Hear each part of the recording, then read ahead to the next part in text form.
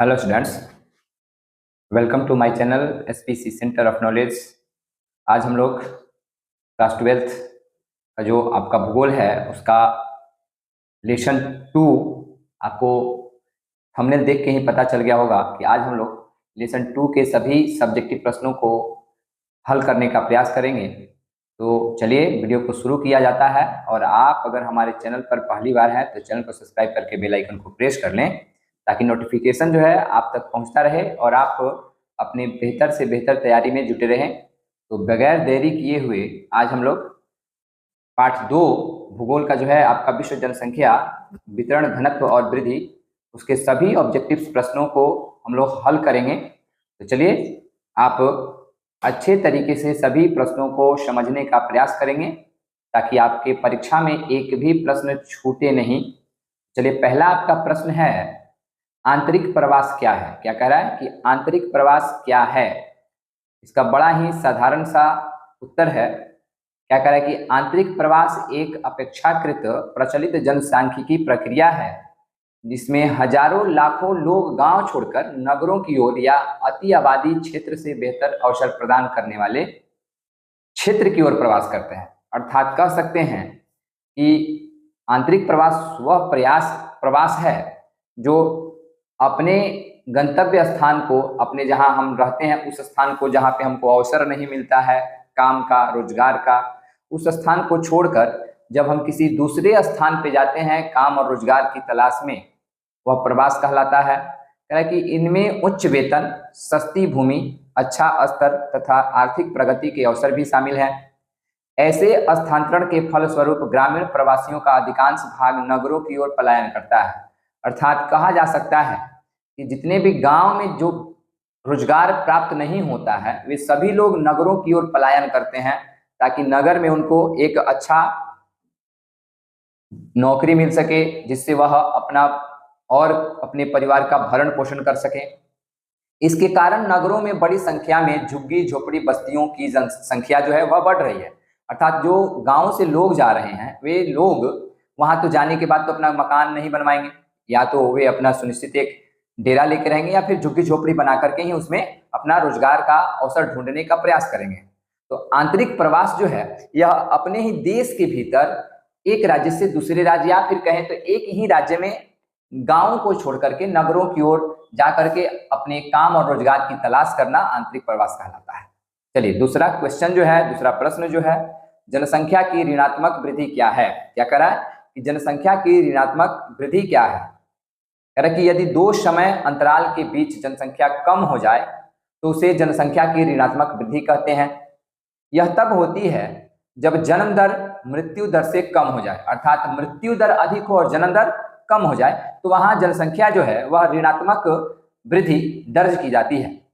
अथवा लोग अन्य देश में प्रवास कर जाएं या फिर अपने गांव अपने नगरों को छोड़ करके लोग किसी दूसरे जगह प्रवास करें तो भी जो है जनसंख्या का ऋणात्मक वृद्धि दर्ज किया जाता है। तो हम लोगों ने दो प्रश्नों को सॉल्व किया है। आगे चलिए, अभी तो बहुत सारे प्रश्न हैं। 3 नंबर प्रश्न जो देखते हैं, 3 नंबर प्रश्न कह रहा है कि जनसंख्या वृद्धि से आपका क्या तात्पर्य है। क्या कह रहा है कि जनसंख्या वृद्धि से आपका क्या तात्पर्य है। कह रहा है कि यह किसी एक क्षेत्र विशेष में निवासियों की संख्या में निश्चित समय के भीतर जैसे 10 वर्ष में परिवर्तन को दर्शाता है। इस परिवर्तन को कुल संख्या या प्रतिशत के रूप में व्यक्त किया जाता है। हम अगले पिछले क्वेश्चन में जो था हमने ऋणात्मक वृद्धि को पढ़ा है, समझा है। और 3 नंबर प्रश्न जो है जनसंख्या वृद्धि से आपका क्या तात्पर्य है या इसमें वृद्धि के बारे में दर्शाया जा रहा है। 4 नंबर प्रश्न कह रहा है कि जनसंख्या के वितरण को प्रभावित करने वाले 3 भौगोलिक कारकों का उल्लेख कीजिए। यह कई बार जो है आपके बोर्ड के एग्जाम में पूछा गया प्रश्न है। क्या कह रहा है कि जनसंख्या के वितरण को प्रभावित करने वाले 3 भौगोलिक कारकों का क्या कीजिए, उल्लेख कीजिए। तो जनसंख्या वितरण को प्रभावित करने वाले 3 भौगोलिक कारण जो हैं वह निम्नलिखित हैं या इस प्रकार से हैं, आप लिख सकते हैं। जैसे पहला है जल की उपलब्धता, दूसरा है भूमि अर्थात भू आकृति और तीसरा है जलवायु। अब तीनों का अगर हमको परिभाषा देना हो तो बड़ी आसान सा हम इसका परिभाषा दे सकते हैं। जैसे पहला आपका है जल की उपलब्धता। कह सकते हैं कि उन लोग उन क्षेत्रों में बसने को प्राथमिकता देते हैं जहां पानी जो है, जल जो है आसानी से उपलब्ध हो जाता है। दूसरा भू आकृति, अर्थात इसका परिभाषा हम दे सकते हैं कि लोग ज्यादातर समतल मैदानी भागों में रहना या मंद ढलानों पर बसना जो है ज्यादा वरीयता देते हैं, तो यह भू आकृति हो गया। तीसरा जलवायु, यह कह रहा है कि अति उष्ण, क्या कह रहा है कि अति उष्ण अथवा ठंडे मरुस्थलों की विषम जलवायु मानव बसाव के लिए असुविधाजनक होती है। हम उन प्रकार के क्षेत्रों में रहना नहीं पसंद करते हैं जहां ज्यादातर मरुस्थल हो, ज्यादातर जलवायु जो हो उष्ण हो, तो वहां मनुष्यों को रहने में थोड़ी बहुत कठिनाई आती है। चलिए आगे के प्रश्नों को हम लोग सॉल्व करते हैं। आगे का जो 5 नंबर प्रश्न है दोस्तों, वह प्रश्न कह रहा है कि विश्व में उच्च जनसंख्या घनत्व वाले अनेक क्षेत्र हैं, ऐसा क्यों होता है? जहां का जो जनसंख्या होता है वह उच्च घनत्व वाला हो जाता है। चलिए इस प्रश्न को सॉल्व करते हैं। हम लोग कह रहा है कि कुछ क्षेत्र वास्तव में सघन बसे हैं। इसका कारण आर्थिक कारक जैसे खनिज, नगरीकरण तथा औद्योगिकरण है। अच्छी नगरीय सुविधाएं तथा नगरीय जीवन लोगों को अपनी तरफ क्या करता है? आकर्षित करता है। इसका विश्व के अनेक क्षेत्र खनिज भंडारों की उपस्थिति, अच्छी नगरीकरण की सुविधा तथा औद्योगिकरण के कारण सघन बसे हुए हैं। अर्थात वे सभी क्षेत्र जहां पे उद्योग का भंडार हो, नगरीकरण की सभी सुविधाएं प्राप्त होती हो, खनिजों का भंडार हो, वहां पे जो जनसंख्या होता है वह थोड़ा सा उच्च घनत्व वाला होता है। चलिए जो 6ठा नंबर प्रश्न है कि जनसंख्या परिवर्तन के 3 घटक कौन से हैं? क्या कह रहा है कि जनसंख्या परिवर्तन के 3 घटक, देखिए यहाँ पे स्पष्ट रूप में कहा गया है कि जनसंख्या परिवर्तन के 3 घटक कौन से हैं। तो कह रहा है कि जनसंख्या परिवर्तन के 3 घटक जो हैं वह निम्न है। जैसे पहला है जन्म, दूसरा है मृत्यु और तीसरा है प्रवास। यानी कह सकते हैं कि जनसंख्या परिवर्तन के 3 घटक निम्न है। पहला है क्या? तो जन्म, दूसरा है मृत्यु और तीसरा है प्रवास। कह रहा है कि जन्म दर को पहले देखेंगे हम लोग। तो कह रहा है कि अशोधित जन्म दर को प्रति 1000 स्त्रियों द्वारा जन्म दिए जीवित बच्चों के रूप में व्यक्त किया जाता है। घटती हुई मृत्यु दर से भी जनसंख्या में परिवर्तन हो सकता है। जैसे प्रवास को मनुष्य और संसाधन के बीच बेहतर संतुलन प्राप्त करने की दिशा में एक स्वतः स्फूर्त प्रयास के रूप में निरूपित किया जा सकता है। यहाँ पे आपको तीनों का उदाहरण स्वरूप स्पष्ट रूप से दर्शाया गया है। ठीक, तो जनसंख्या परिवर्तन के 3 घटक कौन से हैं? तो जन्म, मृत्यु और प्रवास हैं। चलिए आगे बढ़ते हैं हम लोग और आगे के सभी प्रश्नों को समझने का धीरे धीरे हम लोग प्रयास करेंगे। अब जो प्रश्न है प्यारे बच्चों, उसको हम लोगों को अंतर स्पष्ट करना है। पहला आपका क्वेश्चन, जन्म दर और मृत्यु दर में अंतर स्पष्ट करें। क्या करा है कि जन्म दर और मृत्यु दर में अंतर स्पष्ट करें। तो पहले हम जन्म दर को समझेंगे। कह रहा है कि प्रति 1000 जनसंख्या पर 1 वर्ष में जीवित बच्चों की संख्या को जन्म दर कहते हैं। क्या कहते हैं कि प्रति 1000 जनसंख्या पर 1 वर्ष में जीवित बच्चों की संख्या को जन्म दर कहते हैं। अर्थात 1 वर्ष में कितना जन्म हुआ है और उसमें से कितने बच्चे जीवित हैं, उसी को क्या कहेंगे हम लोग? जन्म दर कहेंगे। कि जन्म दर जनसंख्या वृद्धि का एक घटक है। जन्म दर को नियंत्रित किया जा सकता है। कुछ ऐसे पॉइंट्स हैं जो हमें याद करना चाहिए। जैसे जन्म दर जो है जनसंख्या वृद्धि का घटक है। दूसरा पॉइंट है कि जन्म दर को नियंत्रित किया जा सकता है। जन्म दर तो हम लोगों ने समझ लिया। अब हमारी बारी है मृत्यु दर को समझना। कह रहा है कि प्रति 1000 जनसंख्या पर 1 वर्ष में मृत व्यक्तियों की संख्या को मृत्यु दर कहते हैं। अर्थात 1000 में से कितने मृतक अर्थात व्यक्तियों की मृत्यु हो चुकी है, जिसे मृत्यु दर कहा जाता है। इसके भी 2 पॉइंट्स लिखे गए हैं। जैसे पहला है मृत्यु दर जनसंख्या का ह्रास का घटन है।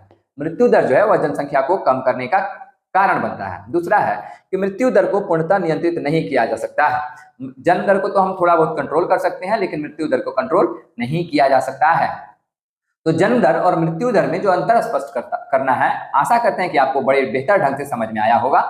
अब एक और क्वेश्चन है, प्रवास के प्रतिकर्ष और अपकर्ष कारक में अंतर स्पष्ट करें। क्या करा है कि प्रवास के प्रतिकर्ष कारक और अपकर्ष कारक में अंतर स्पष्ट करें। तो देखिए सबसे पहले समझेंगे हम प्रवास के प्रतिकर्ष कारक। क्या कह रहा है कि प्रवास के प्रतिकर्ष कारक क्या हैं? तो कह रहा है ना कि प्रवास के प्रतिकर्ष कारक वे कारक हैं जो प्रतिकूल भौगोलिक परिस्थितियों के कारण लोगों को अन्य स्थानों की ओर प्रवास करने के लिए बाध्य करते हैं। एक बार और हम लोग रिपीट कर लेते हैं। क्या कह रहा है कि प्रवास के प्रतिकर्ष कारक क्या हैं? तो जो प्रतिकूल भौगोलिक परिस्थितियों के कारण लोगों को अन्य स्थानों की ओर प्रवास करने के लिए बाध्य करते हैं, वह प्रतिकर्ष कारक कहलाते हैं। इसके अंतर्गत जलवायु, प्राकृतिक विपदाएं, महामारी, सामाजिक आर्थिक पिछड़ापन, राजनीतिक उपद्रव एवं रहन सहन की निम्न दशाएं जैसे कारक आते हैं। अर्थात हम उन जगहों पे रहना पसंद नहीं करते हैं जहां महामारी ज्यादा हो, प्राकृतिक घटनाएं ज्यादा घटती हों, जलवायु परिवर्तन बार बार होता हो, सामाजिक आर्थिक एकदम पिछड़ापन हो, राजनीतिक उपद्रव हो, रहन सहन की जो दशाएं हैं वह अच्छी नहीं हो, तो हम वहां के स्थानों को त्यागने का निश्चय करते हैं। जैसे कह रहे कि ग्रामीण क्षेत्रों में कृषि पर बढ़ती जनसंख्या के दबाव के कारण जीविकापार्जन के साधनों में कमी के कारण लोग अच्छे स्थानों की ओर प्रवास करते हैं। देखिए, हमारे गांवों में जब सभी लोग लगभग कृषि वर्ग से जुड़ जाते हैं तो फिर कृषि पर दबाव आता है, जिसमें से कुछ लोग जो है कृषि कार्यों को छोड़कर नगरों की ओर पलायन करते हैं। दूसरा पॉइंट कह रहा है कि गांव में आजीविका प्राप्त नहीं कर पाने वाली जनसंख्या की गणना अधिशेष जनसंख्या के रूप में की जाती है। यह जनसंख्या नगरों की ओर प्रवास करती है। क्या करती है? नगरों की ओर प्रवास करती है। जब गांव में सभी संपूर्ण सुविधाएं हमें प्राप्त नहीं होंगी तो हम नगरों की ओर बढ़ेंगे। अब प्रवास के अपकर्ष कारक को समझेंगे। प्रवास के प्रतिकर्ष कारक, आशा करते हैं कि आपको अच्छे ढंग से समझ में आया होगा। अब प्रवास के अपकर्ष कारक को देखते हैं। कह रहा कि प्रवास के अपकर्ष कारक वैसे कारक हैं जो किसी क्षेत्र के अनुकूल परिस्थितियों के कारण लोगों को अपनी ओर आकर्षित या अपने क्षेत्र से प्रवास करने के लिए विवश करते हैं। अर्थात हम उन सभी स्थानों को संबोधित कर सकते हैं जहां पे हमें शिक्षा, रोजगार, स्वास्थ्य संबंधित सुविधाएं, सड़क, व्यापार संबंधित सभी सुविधाएं प्राप्त नहीं होती हैं, तो हम दूसरे क्षेत्रों में जाने के लिए विवश होते हैं ताकि हमारा जो है वहां अच्छे से जीवन संचालन हो सके। वे अपकर्ष कारक कहलाते हैं। इसके अंतर्गत रहन सहन की अच्छी दशाएं, शांति एवं स्थायित्व जीवन, संपत्ति की सुरक्षा, काम के अवसर और अनुकूल जलवायु जैसे कारक माने जाते हैं। तो आशा करते हैं कि प्रवास के प्रतिकर्ष कारक और अपकर्ष कारक सभी विद्यार्थियों को बेहतर ढंग से समझ में आया होगा। अब आगे बढ़ते हैं। प्रश्नों का सिलसिला जो है हम लोग का ऐसे ही जारी रहेगा। ठीक, अब जो है हम लोग का यह है दीर्घ प्रश्न उत्तर। कौन है दोस्तों? तो दीर्घ प्रश्न उत्तर। दीर्घ प्रश्न उत्तर में पहला प्रश्न है कि विश्व में जनसंख्या के वितरण और घनत्व को प्रभावित करने वाले कारकों की विवेचना करें। विश्व में वैसे कौन से वितरण और कौन से घनत्व कारक हैं जो वितरण और घनत्व को प्रभावित करते हैं? तो इसमें स्पष्ट रूप से लिखा गया है कि पृथ्वी पर जनसंख्या के असमान वितरण है। क्या हम निश्चित कर पाएंगे कि पृथ्वी के किस क्षेत्र में कितनी जनसंख्या है? हम केवल अनुमान लगाते हैं। तो वहीं कहा गया है कि पृथ्वी पर जनसंख्या के असमान वितरण है। घनत्व एवं वृद्धि को अनेक कारकों ने प्रभावित किया है। जनसंख्या के घनत्व और वितरण को प्रभावित करने वाले कारक इस प्रकार हैं। जैसे पहला में आपका दिया गया है भौगोलिक कारक, दूसरा में दिया गया है जल की उपलब्धता, तीसरा में दिया जाएगा मृदा, चौथा में अन्य। हम समझ सकते हैं। तो पहला कह रहा है कि लोग उन क्षेत्रों में बसने को प्राथमिकता देते हैं जहां जल आसानी से उपलब्ध हो जाता है। जल का उपयोग पीने, नहाने और भोजन करने में भी करते हैं। कह रहा है कि साथ ही साथ पशुओं को नहलाने, चारा खिलाने या अन्य जैसे नौका चालन उद्योग में पानी का उपयोग किया जाता है। यही कारण है कि नदी घाटियां विश्व के सबसे सघन बसे हुए क्षेत्र में हैं। दूसरा है भू आकृति। कह रहा है कि लोग समतल मैदानों और मंद ढालों पर बसने को वरीयता देते हैं। इसके कारण यह है कि ऐसे क्षेत्र फसलों के उत्पादन, सड़क निर्माण और उद्योग के लिए अनुकूल होते हैं। पर्वतीय और पहाड़ी क्षेत्र परिवहन तंत्र के विकास में अवरोधक हैं, इसलिए प्रारंभ में कृषिगत और औद्योगिक विकास के लिए अनुकूल नहीं होते। अतः इन क्षेत्रों में कम जनसंख्या पाई जाती है। उदाहरण के लिए गंगा का मैदान विश्व में सर्वाधिक सघन जनसंख्या वाले क्षेत्रों में से एक है, जबकि हिमालय के पर्वतीय भाग विरल जनसंख्या वाला क्षेत्र है। अब हमारा तीसरा पॉइंट बचा जलवायु, इसके बाद है मृदा। चलिए तो हम लोग समझते हैं जलवायु। कह रहा है कि अधिक वर्षा अथवा विषम और रुद्र रुक्ष जलवायु के क्षेत्रों में कम जनसंख्या पाई जाती है। अब जहां जलवायु अच्छी नहीं हो, बारिश अधिक मात्रा में आती हो, वहां कोई रहना पसंद करेगा? नहीं कर सकता है। कह रहा है कि भूमध्य सागरीय प्रदेश सुखद जलवायु के कारण इतिहास के आरंभिक कालों से बसे हुए हैं। और चौथा पॉइंट है मृदा अर्थात मिट्टी।